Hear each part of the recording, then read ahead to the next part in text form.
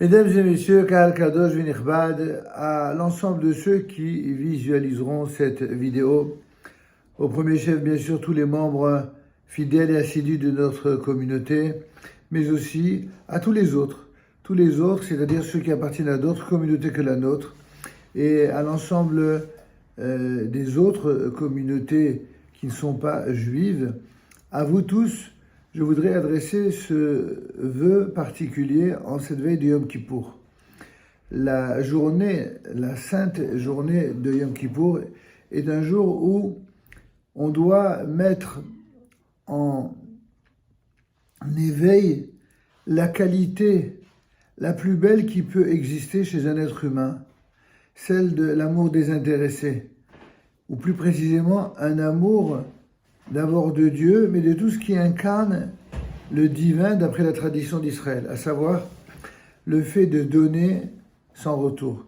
Ainsi, Dieu nous donne depuis la création du monde, depuis notre venue au monde, Dieu n'a fait que nous donner sans arrêt.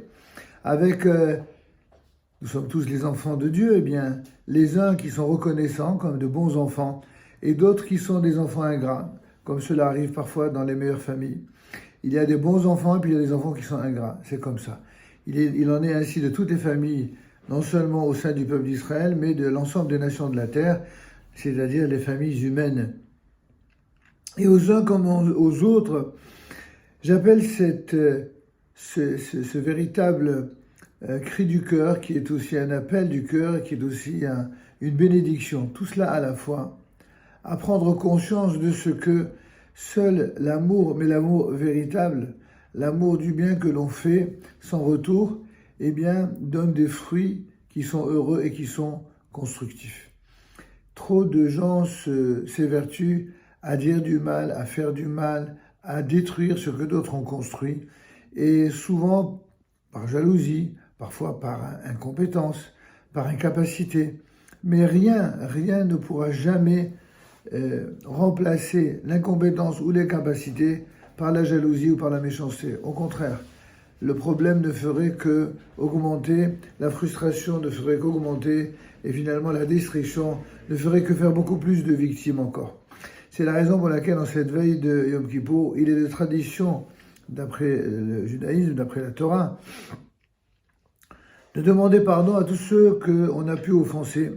Alors ainsi, et conformément au vœu de la tradition, tous ceux auxquels nous aurions dit ou fait des choses qui ne sont pas idéales, qui ne sont pas positives, et mieux, même si les choses qu'on a fait ou qu'on a dit, elles étaient à des fins positives, mais qu'elles aient été mal interprétées.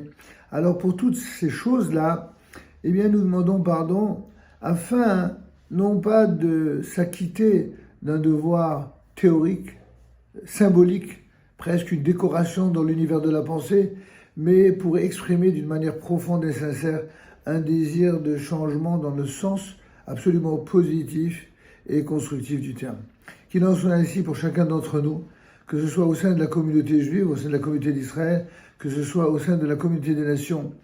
Chacun d'entre nous, chacun d'entre vous, n'avait qu'un seul intérêt commun, à servir un Dieu commun, pour le bien commun et pour la lumière commune de l'ensemble de l'humanité, celle qui doit tant à celui qui l'a créée. Il est vrai que certains ont été éduqués avec d'autres idéaux, avec une habitude d'être totalement déconnectés du divin. Nous le regrettons sans les juger pour autant.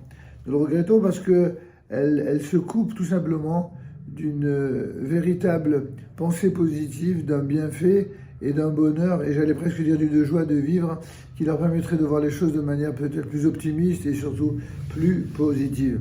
En tout cas, il n'en reste pas moins vrai que pour les uns comme pour les autres, nous souhaitons, et du plus profond de notre cœur, notre nom propre, mais aussi au nom de tous ceux qui s'associent volontiers à notre message, nos vœux les plus sincères de bénédiction, d'unité, d'amour, de fraternité et, comme le veut la tradition, de Khatima Tova, c'est-à-dire que nous soyons tous scellés dans le livre de la vie, en bonne santé le plus longtemps possible, et que Dieu nous donne la force de réaliser le bien absolument partout où nous nous trouvons, ici, en Eretz Israël, mais aussi en Europe, en France, dans le monde entier.